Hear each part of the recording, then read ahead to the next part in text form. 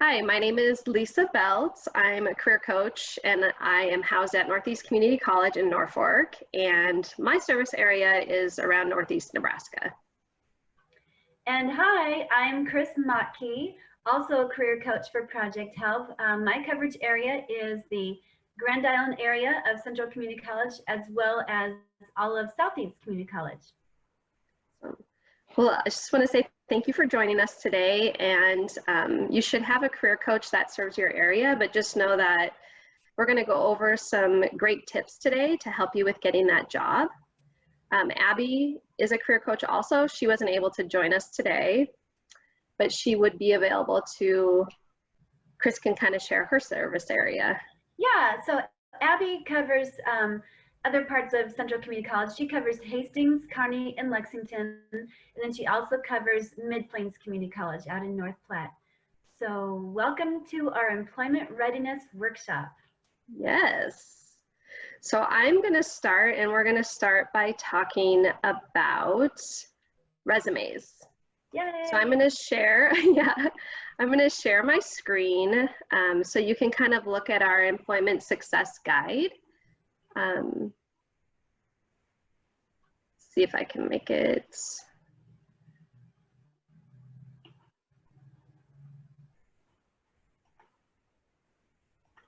There we go. I'm going to make it a little bit bigger there. That's good. So, yes. So when you think about resume, I just want you to think about where you're at in the process of your resume. Do you have one completed? Do you need help starting one from the beginning? Wherever you're at in your stage of working on your resume, your career coach is available to look at it or to help you to build one from scratch. So just keep that in mind, and I'll continue to say that we are available for one-on-ones to help you with resume building. So you'll be provided an employment success guide. This has a lot of amazing tools in it to successfully get that job. So I'm going to scroll down a little bit here. It's just kind of has everything that's included in this employment success guide. And I'm going to zip down to page 5 so we can look at the resumes and just give you some basic tips about it. I won't go into depth too much because I just want you to have the basic information, and then a one-on-one with your career coach, you can really get in detail about your resume and how to make your resume stand out from others. Okay, so the first thing is, what is a resume? It's really a great way to showcase your education, your achievements, skills, and work experiences to the greatest advantage in order to communicate your value to employers. And I like that so much, communicating your value. You want your resume to stand out from others so that you can get that job. There's a lot of different styles that you can use in different formats, so I'll show you a couple of those. Listed here is some do's and don'ts. So some of them that I'm just going to point out is make sure you save your resume to a PDF when you're sending it to managers and recruiters. A lot of things are being done online, so that's just a good tip to know to save it as a PDF. If you're in nursing and you have an expected graduation date, you want to include that, and your overall GPA. That's a good thing to include. Things that you don't necessarily have to include is your high school experience, unless you're an incoming freshman. Resumes, you do not want them to be terribly long, so try to keep it at 1 page. If you go on to 2 pages, it's not the end of the world, but it's really nice to see it all on 1 page. A lot of times you have 2 pages, but grammar errors, that's the next one, and that's where your career coach can really help by looking through it and finding any errors that you can fix. So that will stand out to employers if they're looking at a resume and they see grammatical errors, spelling errors, punctuation errors, things like that. So that's something that we have the expertise to look at it and make sure that none of those errors are on your resume. Action words. So this is an amazing way to strengthen your resume. So this is just an example. Which sounds better to you? Helped patients by calling their insurance company, or advocated for patients by corresponding with their insurance company. So the second one really uses those action words So that makes it stand out and sound much more professional. So here is a huge list of action words that you can use on your resume, especially when you're describing your previous employment. That's a great time to use these action words and the skills that you have. I'll go through that quickly.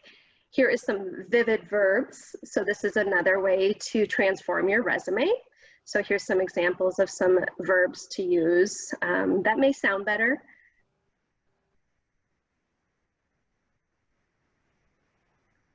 Job skills and duties. When you're doing your resume, it's sometimes hard to figure out, you know what your duties were, but you're not sure how to word it. This is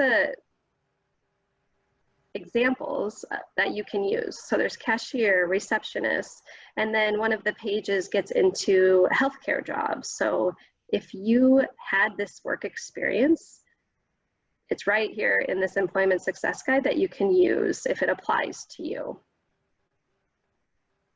So here is more of the healthcare jobs. We're getting into those.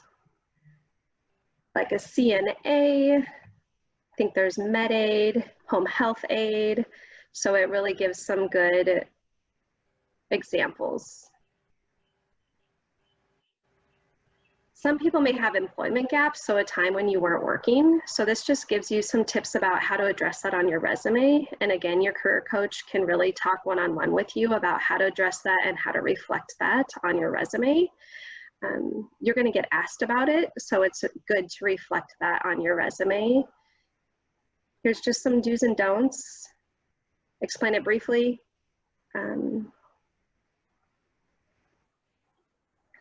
There's a lot of parents that have stayed at home, so there's a way to put that on your resume. So this just talks about that and how to show the skills that you have from being a parent, staying at home with children, and how you can use those transferable skills. And always be honest about gaps or times when you weren't working. So this just gives examples of skills that you could potentially use. And here is going to be some examples of resumes. So the first one is very basic. So gets into the experience, education. It's very clean and simple. This one gets a little bit more detailed with underlining. You're seeing a lot more of the values offered in the skill highlights rather than objectives. So that's something you're seeing a lot more of, especially in the nursing field. So that's something to think about and talk to your career coach about and what's best for you on your resume. Just some more examples here. This one's formatted just a little bit differently. Sorry if I'm scrolling too fast here. And then here's a specific one to a nursing resume sample. And I like this one just because it really pops the dates and education. It's divided and it's easy to find everything for that employer. So these are some good examples. And if you find a format you like and you don't know how to make it, again, your career coach can help you with that. The rest of the employment success guide kind of goes into cover letters, which I won't get into right now, but that's something we can help with the one-on-ones. It gives some samples of cover letters, different formats of cover letters that I honestly had not seen until this last year. And it's kind of nice if it matches your resume. Looks very professional. References, just to touch on that, a lot of times employers are asking for references afterwards, so you don't necessarily have to have them on your resume. It's usually something that they ask for after your interview. Have them ready. Have your references notified when you do have an interview that they may be contacted. So it gives more information about that and how to make a reference page. And then it gets into interviewing, which Chris will talk more about. So I'm going to actually stop sharing now because we're going to have other slides and information for the next part. Okay. Is there anything else, Chris, that you thought of? What's that? I'm sorry. Is there anything I missed that you thought of that we need to share about resumes? No, I think you did a great job, and just want to repeat again. We can't say it enough. Um, we are more than happy to meet with you one-on-one and work with you on your resume, build it from scratch, or review one that you've already created. Um, if you already have a resume and just want to have someone else look at it, we do have that trained eye to look for the little discrepancies or misspellings. Maybe it's over punctuated, things like that. Do try to keep it to one page. More than one page is typically more typical for someone who's upper level, maybe in administration or has a graduate degree of some sort, and just way too much experience and credentials to list on one page. So if you're entry level, it is expected to keep it on one page. Other than that, no, you did a wonderful job. So, All right, well, I'll let you take it from here, Chris. Okay, so again, my name is Chris Motke, the career coach for the Grand Island area of CCC and then all of SCC. And then I'm going to go ahead and cover soft skills, and then we'll go into interviewing. So Lisa is sharing for me some slides on soft skills. So here's kind of an introduction. First of all, some of you watching today may or may not even know what soft skills are. It's not really that widely talked about as much as other components for employment readiness, but it's very, very important. Like it says on here, it's an essential ingredient for success. So let's move on to the next slide. Okay, so what are soft skills? I think it's important to first differentiate between soft skills and hard skills. So hard skills, that's what you basically learn in class and something that you can verify. So hard skills are the skills directly relevant to the job, teachable abilities that can be defined and measured. For example, in class, you're measured by how well you can perform certain hard skills that you've learned. Like in your CNA class, you're tested on the skills. Those are the hard skills. For another example, a nurse having the ability to take vital signs, start an IV, or administer medication. Those are hard skills. Soft skills, on the other hand, are something that's not necessarily taught in a class, more developed and acquired over time and through experience. So soft skills are personal qualities, habits, attitudes, and social interactions that make someone a good employee and compatible to a work environment. For example, a nurse being able to effectively communicate with a patient to understand the patient's health issue in order to form a diagnosis and treatment plan.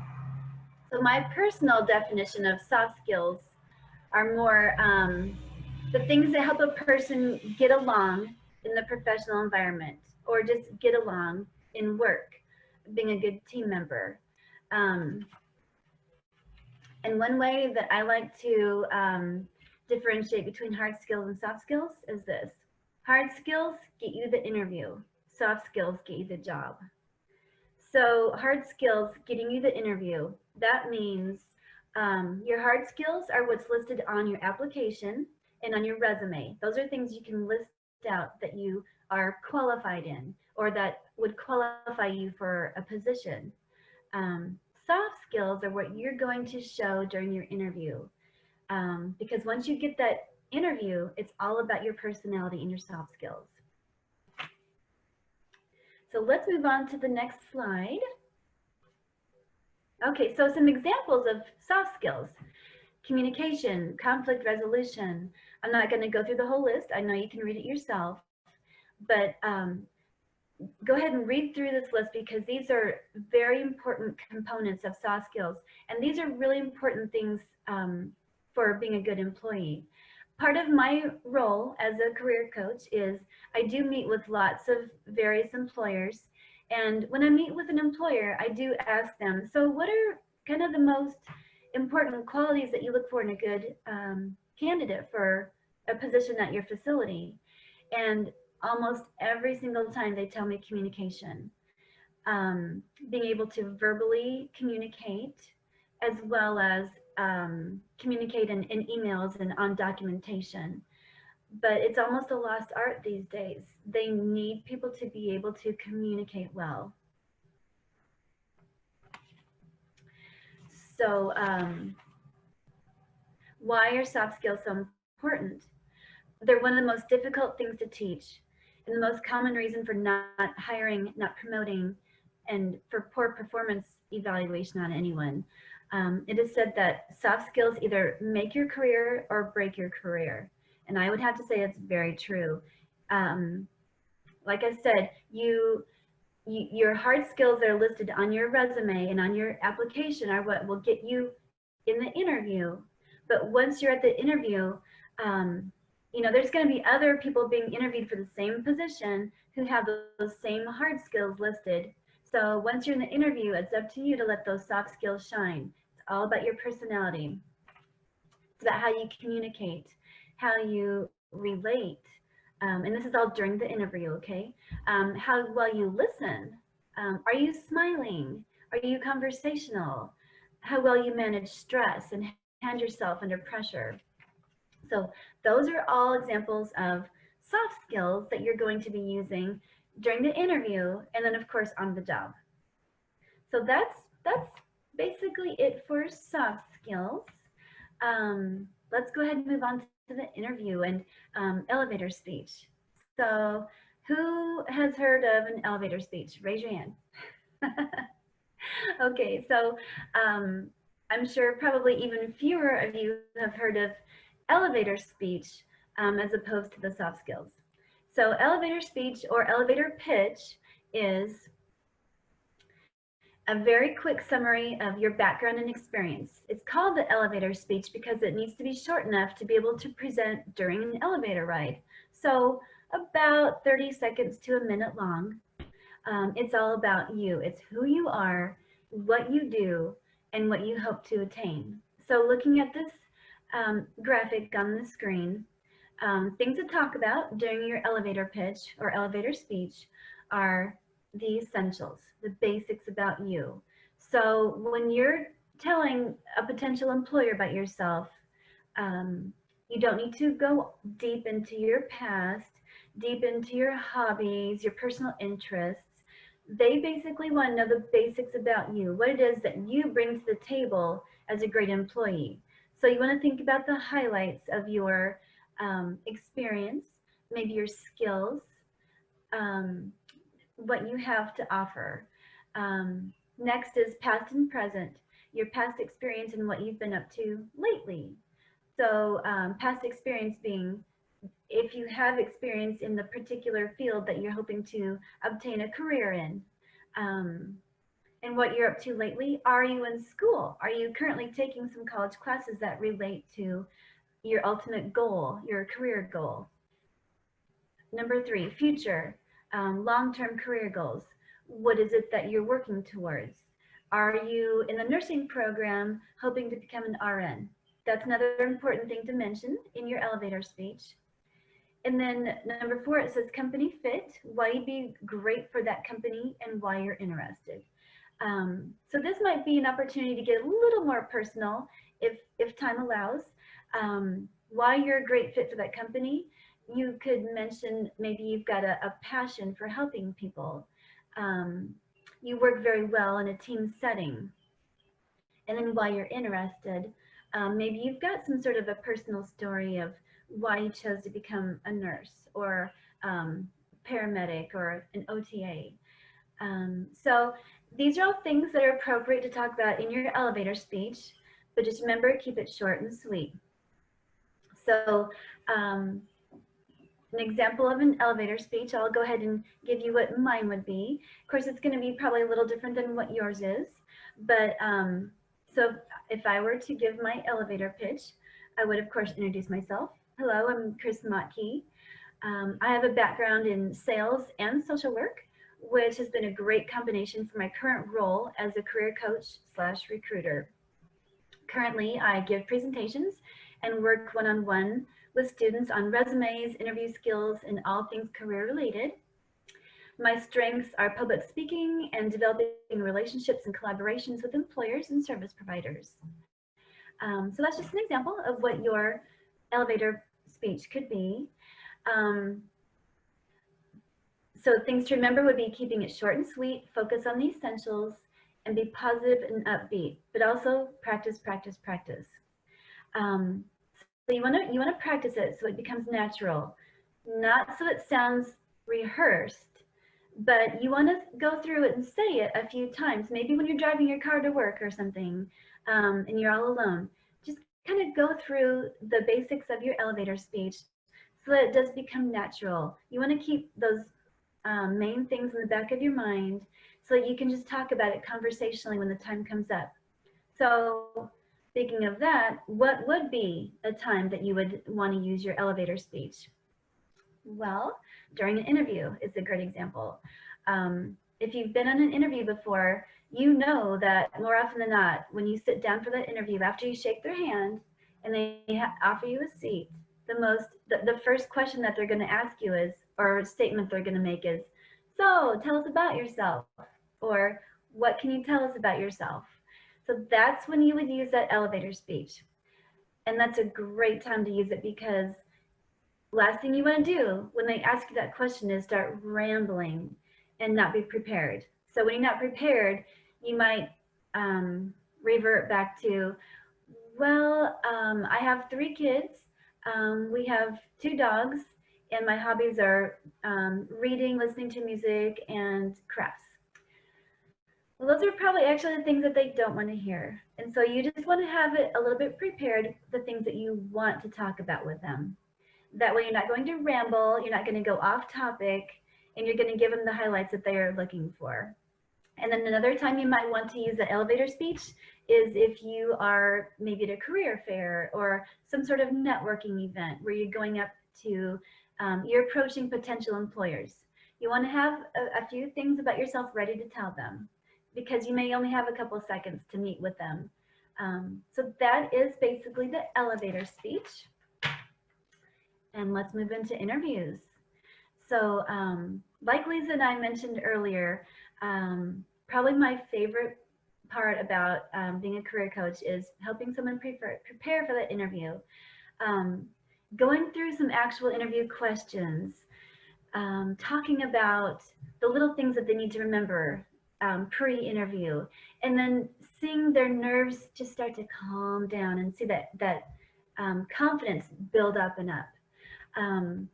So part of the reason that we decided to do this virtual employment readiness workshop is because the time that we're in right now where people are staying at home, quarantining, has meant that a lot of job interviews are being performed by phone or video. And so we wanted to address that with you and make sure that you are going to be prepared as prepared as possible for when that happens.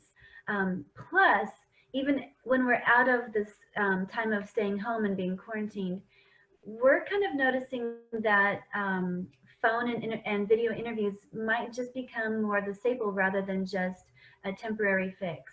And so we want you to be prepared. So let's go ahead and talk about phone interviews first. It used to be that doing a phone interview with an employer was really just kind of a pre-screening for the actual in-person interview. But right now, those are sometimes being done as the actual interview. And so I want to go over some basics, some things to do to make sure that you're ready to give the best phone interview that you can. So I know it probably seems basic. Well, you talk on the phone, but it's actually not quite that simple. There's a few things that you want to keep in mind before a phone interview. So some of the basics. Make sure your phone is charged. I know I don't want to insult your intelligence, but it has happened where people have forgotten to charge their phones, and during the interview, the phone died. You don't want that to happen. So that's an easy thing to do, charge your phone. Next thing is find a quiet place, whether it's in your home or if you don't have a quiet place in your home, see if your local library is going to be open. Usually they'll have some quiet rooms that are open for reservation if you want to reserve a room for an hour or two. It'd be nice and quiet, and plus they probably have Wi-Fi that you might need. But yeah, you don't want there to be background noises or distractions during your interview. The next one is whether you're doing a phone or video interview, dress as though you were going to an in-person interview, even if you're just going to be on the phone. So I spoke with an employer, and this is the advice that she gave to me for phone interviews. She conducts phone interviews, and she said, just dress as though you're going to an interview, because you're going to feel more professional. You're going to feel more put together and more ready for an interview. And then when you're expecting a phone interview and you're expecting someone to call you, answer the phone professionally. Okay, so don't just answer like, yeah. um, so a better way to answer the phone when you're expecting a call from an employer, hello, or even hello, this is Chris Motke. So I mean, not only is it more professional, but it just shows that you're ready and prepared. When you're interviewing on the phone, go ahead and smile. I can't say that one enough either. During any interview, you want to make sure you've got that smile on. Even when you're just on the phone, even though they can't see you, they're going to hear whether or not you're smiling. They're going to hear, it's going to shine through in your responses and your attitude and your personality. And it just helps you to have a positive attitude. And then one great thing about being on a phone interview, since they can't see you, they're not going to know that you have some notes nearby that you're looking at. So have some notes ready. Have your, maybe the bullet points of your elevator pitch ready, listed in front of you. There's definitely an advantage of being on the phone interview. You can have all kinds of things on your notes ready for the employer. At the end of the interview, they typically ask you if you have any questions for them. You can have some questions listed right there to ask them. So that's basically it for phone. Oh, no, sorry. When you're on the phone, it's really important to remember that since they can't see you, all they have to rely on is hearing you. So you need to pay a lot of attention to your vocal quality and how you are responding. So when they ask you a question, pay a lot of attention to how you are responding. Well thought out, complete sentences always, but also the inflection in your voice, the tone in your voice, how you are enunciating your words. It's even more important when you're just on the phone to speak very clearly, speak loudly enough so they can hear you. If you've got a soft voice, I'm naturally a soft speaker myself, and so sometimes it takes effort for me to speak up enough so that someone can hear me well enough.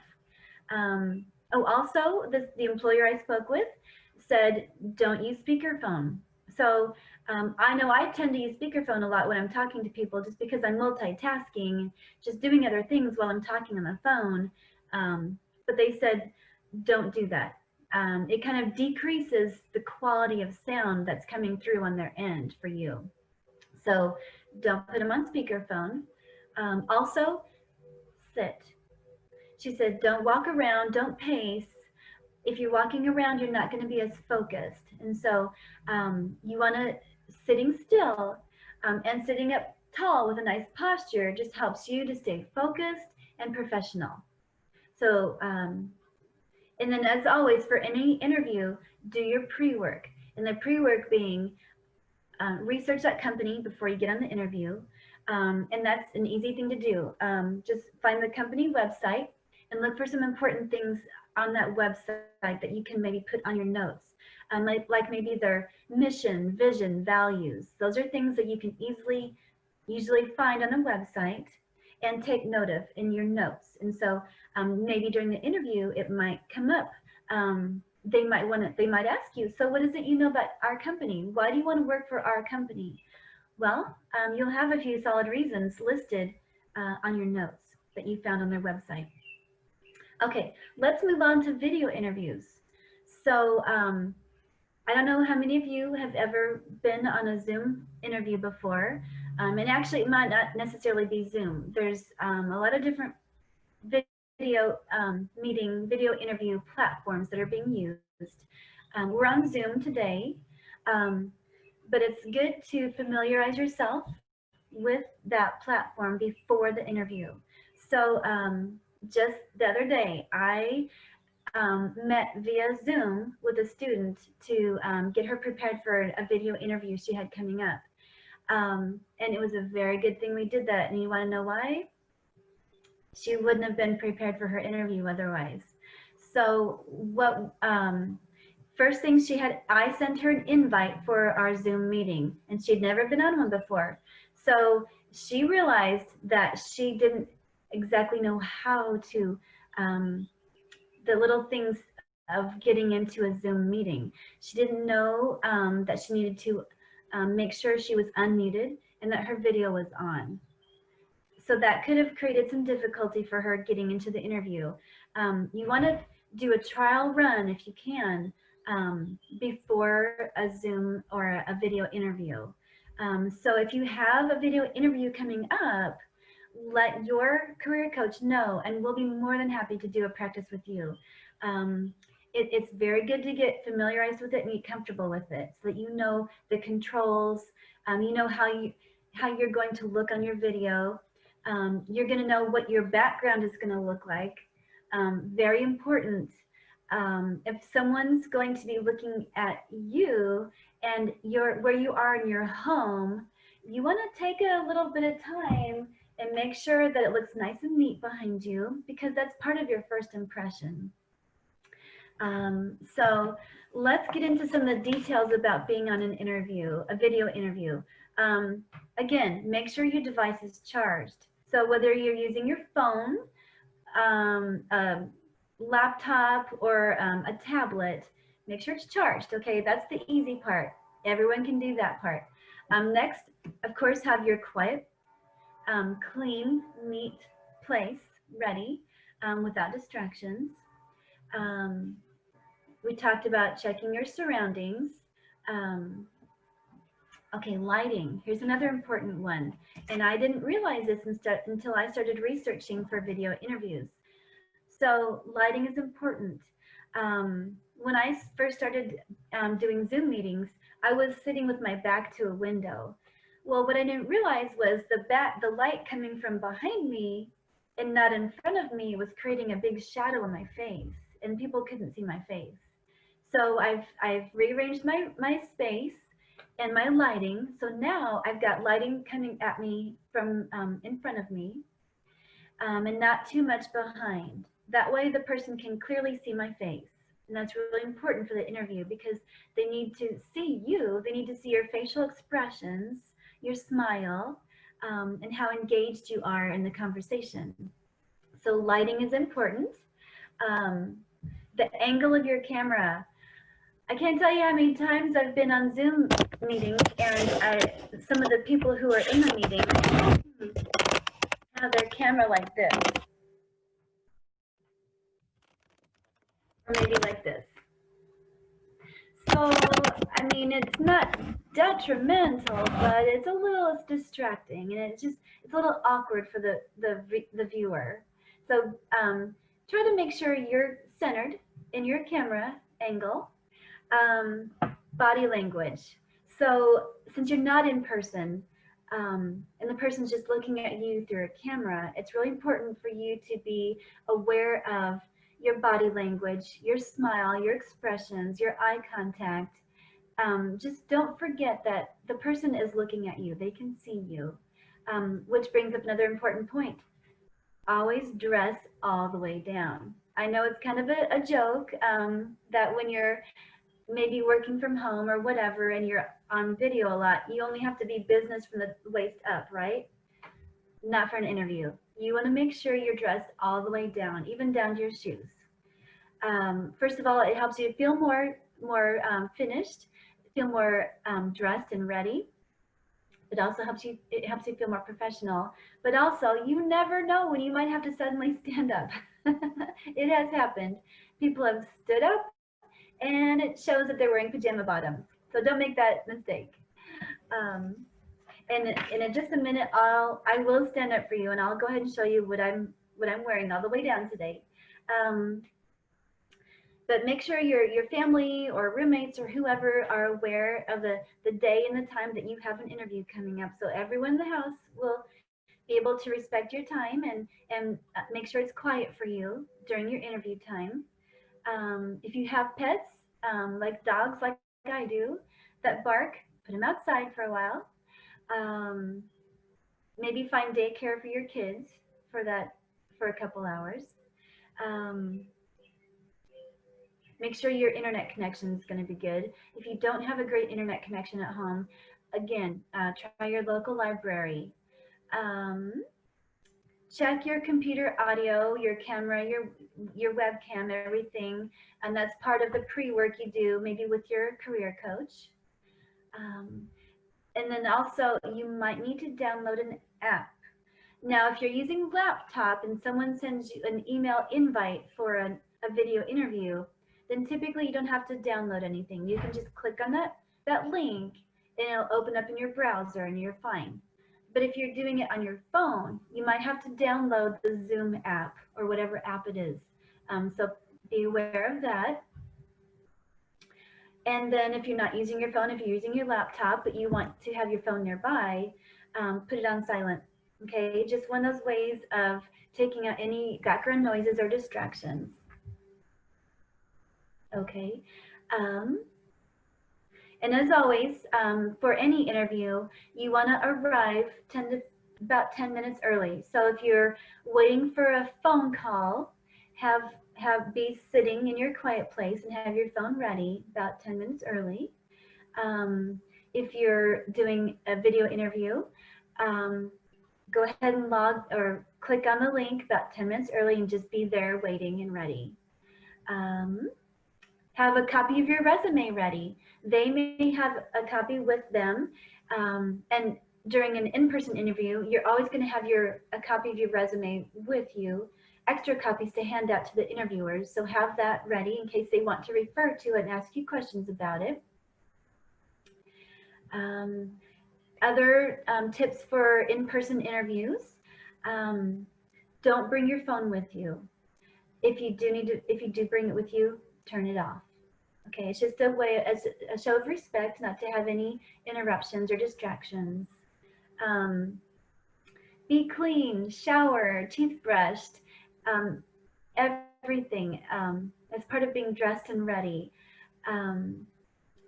Let's see, if you're going to an interview the day before, make sure you know exactly where you're going, map it out, or even drive to the destination just to make sure you're not going to get lost. There's no question of where you enter, which door you go in, and have gas in your car.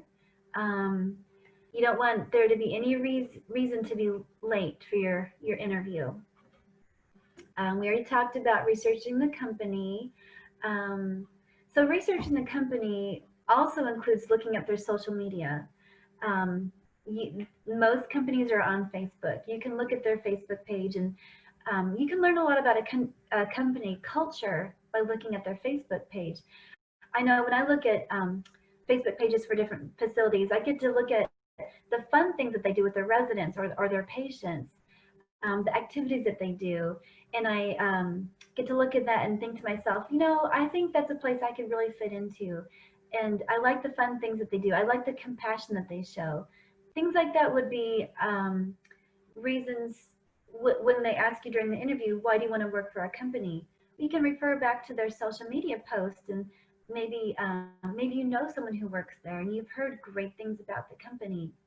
So lots of ways to be able to answer questions like that during the interview. Lisa already mentioned bringing a list of your references to the interview. They're typically not listed on the resume. You just bring them separately, and they may ask for them at the interview. It's usually not till later, but just bring them with you anyway to be prepared. Always look over the job description. So before you come to the interview or before you're on the phone interview or video, review that job description. It's going to list out certain details of job duties and expectations that they have for the perfect candidate.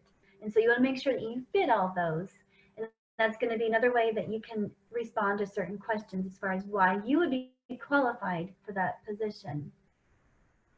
Okay, so let's go ahead and move on to the final part, and this is probably one of my favorite parts. We're going to talk about the interview clothing. So I'll go ahead and start. Well, okay, so here's a few pointers about interview clothing. So let's go from the top down. Hair. So what should you do with your hair that day? Well, I would say normally simple is best. Always keep it simple and classy, whether it's your hair, makeup, jewelry, clothing, shoes, everything. So today I wore my hair down, pretty simple, but during an interview, I might feel nervous and I might be tempted to play with my hair. Well, you can fix that easily by putting it back. I brought a little clip today. It just looks, I guess, more neat, maybe more professional, and I'm not going to mess with my hair. So that might be one way to just keep any distractions away. Just keep it back if you have long hair. Makeup and jewelry. So I went pretty basic and natural and simple today with my makeup. Don't go overly dark. If you typically wear makeup, go ahead and wear makeup. Just try and keep it simple and natural and not too heavy. Jewelry, again, keeping it simple. You don't want to wear big dangly earrings. If I was going out with friends, sure, I love some big dangly earrings, but for an interview, I'm going to keep it nice and simple and small. Clothes, for women, you want to make sure you're not showing too much skin, and definitely no cleavage. And I'm going to show you some different examples of tops and things. And as far as colors, what I've researched is it's best to stay with solid colors. So try and stay away from patterns. And then darker colors are usually better, whether you're on video or in person. I mean, light colors are fine. Just making sure you stay away from patterns. And then shoes. You want to stay away from heels that are too high. And then you also want to stay away from open toe sandals. So always stick with closed toe. It's just more professional. Okay, so let's go ahead and get to some examples. I'm going to turn my camera around. All right, so hopefully the angle is good. All right, so I wore an example today of what would be an appropriate interview outfit. So the top I chose, it's not sleeveless, so I would feel comfortable in this top. There's not too much skin, and there's no cleavage showing. And the pants are a solid color. They're very comfortable, so I'm gonna feel comfortable in the interview, but yet they're professional. Now, what about my shoes? So here's what I chose for shoes today. What do you think? Are those a yay or a nay? Are those okay? I mean, I feel like they look nice and they're comfortable. But no, Lisa's shaking her head no. And why is that? Well, what do you think, Lisa? The open toe is not professional, in my opinion. I agree. So the heel is fine. I could easily wear these and feel pretty comfortable. I'm not going to trip. But yeah, they're open toe. And so A, it's not as professional. B, you're applying for a job, you're interviewing for a job in healthcare, which is normally going to have closed toe shoes anyway. And C, if I wear open toe sandals, now I got to worry about what my toenails look like. And I have not done anything with my toenails yet. So yeah, the less you got to worry about, the better. So what would be some better examples of shoes? Well, I got a variety here. So here, okay, let's look at these. So these are some nice professional looking pumps, right? But the heel is a little bit high. I would recommend a much lower heel. I'm not quite confident enough to pull off something this high and not be completely sure that I'm not going to trip. You always want to stay with a lower heel when you're dressing professionally. As something like this is closed toe. It's a good color. They look professional. Might still be a little on the high side though. Okay, these would be a little iffy. And if you're not sure about something, just always err on the side of being safe. So a couple examples of good ones. Your basic black flat. You really almost can't ever go wrong with the basic black flat. It's going to go with everything. Pretty basic and the sure thing. Or your basic gray flat. They're going to go with almost everything in your wardrobe. Pretty safe bet. They're professional. So these are what I would recommend for interviews. Now, how about clothing? So I've got a few examples of outfits that I've already put together. So here we've got a real basic gray top and some black pants. Okay, whoops. So what's good about this one? So it's not sleeveless, so you don't have to worry about covering your shoulders or wearing a sweater, and there's not going to be any cleavage. And these are both solid colors. If you want to add a little pop of color, then maybe a simple necklace. Okay, it's not too big or chunky or flashy like some other ones might be. So here's an example of maybe what not to wear for necklace. You know, I really like this necklace. I think it's really pretty for the right setting, but listen to this. I mean, for one thing, it's just really big and chunky. Also, it's kind of noisy. So just not the most professional choice of a necklace. Okay, let's look at another outfit.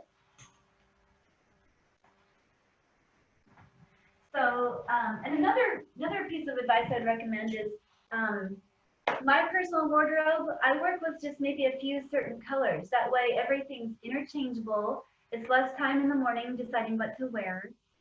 It just works for me personally. So you'll notice a lot of my clothes have the same kind of theme in colors. But so here's a nice professional looking top.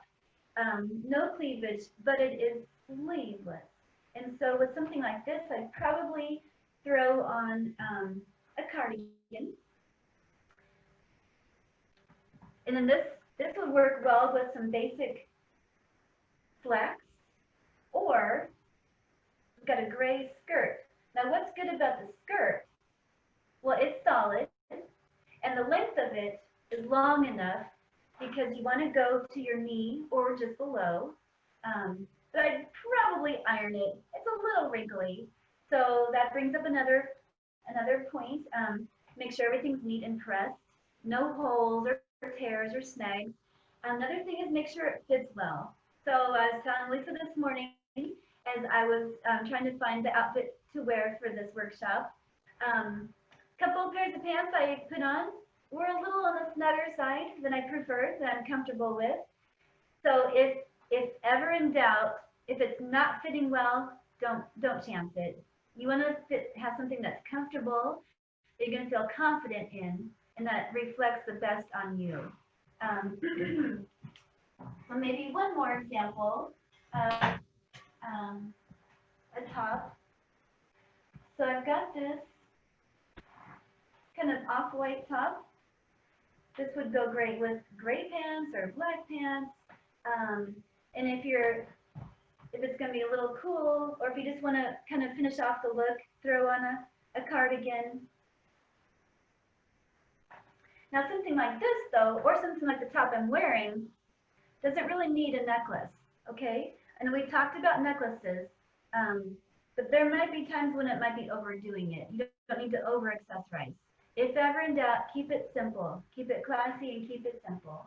Now if you want to wear a dress or a skirt, that's great. Keep the length of the dress or skirt in mind at your knee or below. So this one would be great because it's a solid color. If you want to add a pop of color with an accessory, you know, A nice scarf would be just great. It's not going to overdo it with pattern. It's just enough, but it is sleeveless. There's no deep neckline to worry about, but you do have your shoulders showing. And just to stay professional, I would throw a little something over the shoulders. Again, another simple cardigan. So that would be basically it. I do have a couple examples of maybe what not to wear for jewelry. I did show you the one big chunky necklace. Maybe some earrings to stay away from. Like I mentioned, big dangly earrings we're going to stay away from. But instead, I would wear, just for earrings, maybe just something very simple. I don't know if you can see them very well. Anyway, I hope that kind of helps give you some ideas of how to dress for an interview. Plus, there's lots of great information online. You can absolutely YouTube how to dress for an interview. My fun way of giving you some ideas, and you don't have to dress like I dress. I mean, these are just to give you ideas, just some pointers to keep in mind. So, Lisa, is there anything else that you think you'd like to add to any of this? Just really talking about men, and there is some examples in the Employment Success Guide for men and women. So men, just make sure it's clean, no holes, dress slacks, and a nice polo or button-down shirt looks best. So yeah, we didn't forget about the men. We want to make sure we include them. I kind of did, but you didn't. So thanks, Lisa. No, that's perfect. And I've even had employers tell me, you know, if a man doesn't have nice slacks, some neat press or neat clean jeans are fine. They're fine as long as you put in some effort and you look neat and clean. But the other thing I wanted to mention though is I like to tell people all the clothes that I showed you can be purchased at a Goodwill or another thrift shop. You don't have to spend a lot of money to look nice and look professional. And really, any of the clothes that I showed you, well, some of these are actually from thrift stores. I'm a big fan of thrift stores. If you just spend a couple minutes digging through, you can find some great things for very low prices. So, yeah. Anyway, I think we pretty much covered it. I want to thank you all so much for attending our workshop. And please know that this is our passion. We absolutely love working with each of you. And we look forward to meeting with each of you individually or in groups. So do not hesitate to let us know if there's whatever we can work with you on, anything job related. Yes, and we want to celebrate with you when you get that job. That's another part of our job we love, is hearing when you seek employment and you get that job. So share that with us, let us know, because we want to celebrate with you. And I wanted to share that my shirt is a little loud today, so this is not something I would wear to an interview, because it's animal print and it's a little bit blingy. So Chris would say that's not a good choice for an interview. So what not to wear. I love it, but probably for an interview, maybe something solid. Yes. Well, thank you for joining us. And we will get you the Employment Success Guide that Lisa mentioned when we work with you.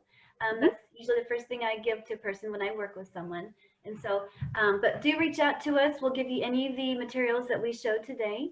And we look forward to meeting you. Thanks so much. Yes. Thank you.